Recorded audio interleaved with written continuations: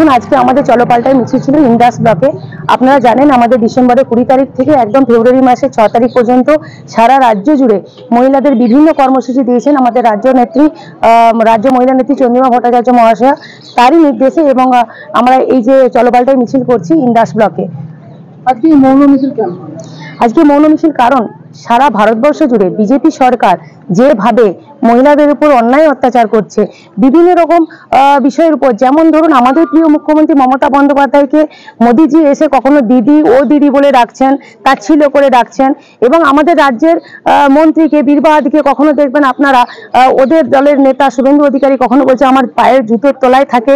এরকম বিভিন্ন রকম মানে মহিলাদের উপর অন্যায় কাজ, এবং সাংসদকে বা সংসদের বাইরে বের করে দেওয়া, বিভিন্ন রকম অন্যায়মূলক কাজ যেমন পশ্চিমবঙ্গে করছে সেরকম সারা ভারতবর্ষ জুড়ে করছে।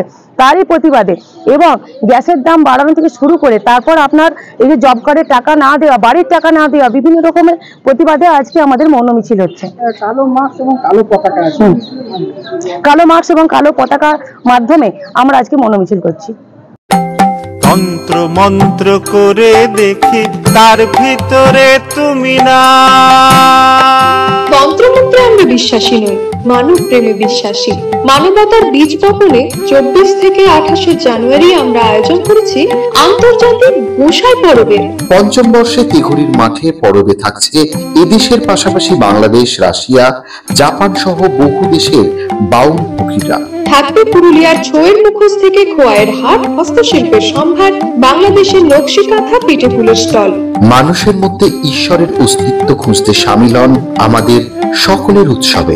আপনার সন্তানের পড়াশোনা নিয়ে চিন্তিত? চিন্তা কি, আসুন আমাদের স্কুলে বিজ্ঞানসম্মত উন্নত সিলেবাস, অভিজ্ঞ শিক্ষক শিক্ষিকা দ্বারা পড়াশোনা।